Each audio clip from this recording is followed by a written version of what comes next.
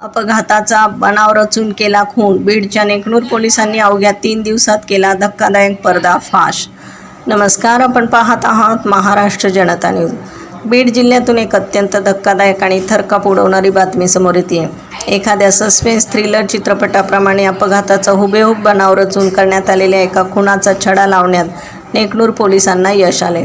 कोणताही ठोस सुगावा नसताना पोलिसांनी अत्यंत कौशल्याने तपास करत अवघ्या 3 दिवसात या गुन्ह्याचा पर्दाफाश केला असून आरोपींना तळोजा परिसरातून बेड्या ठोकल्यात.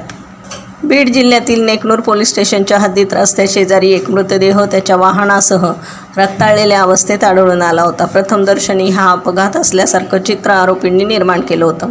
मात्र घटनास्थळाची परिस्थिती आणि शवविच्छेदन अहवालातील निष्कर्ष यामध्ये विसंगती आढळल्याने पोलिसांना संशय आला.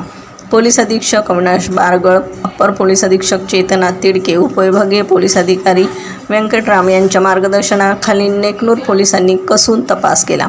Video call details, records, location विश्लेषण, CCTV फुटेज आणि तांत्रिक माहितीच्या आधारे पोलिसांनी प्रत्येक धागा तपासला.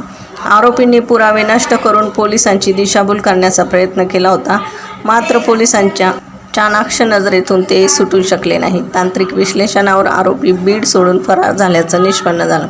त्यानंतर स्थानिक गुन्हे शाखा बीड, तळोजा पोलीस स्टेशन, पनवेल आणि तांत्रिक सेलचे विकी सुरवसे यांच्या संयुक्त मदतीने शोध मोहीम राबवून आरोपींना तळोजा परिसरातून अत्यंत शिताफीने ताब्यात घेण्यात आले.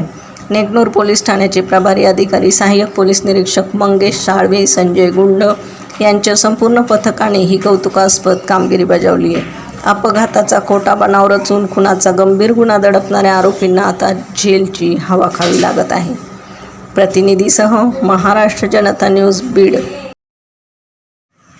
महाराष्ट्राचा बुलंद आवाज. क्षणोक्षणी अपडेट, सत्याचा निर्भीड शोध. राजकारण असो वा समाजकारण, शेती असो वा सामान्य माणसाचे प्रश्न, वा असो क्राईम रिपोर्ट, प्रत्येक बातमीचा अचूक वेध. ताज्या बातम्या आपल्यासाठी. पाहत रहा महाराष्ट्र जनता न्यूज. महाराष्ट्र जनता न्यूज, नंबर 1 चॅनल. आजच लाईक, शेअर आणि सबस्क्राईब करा.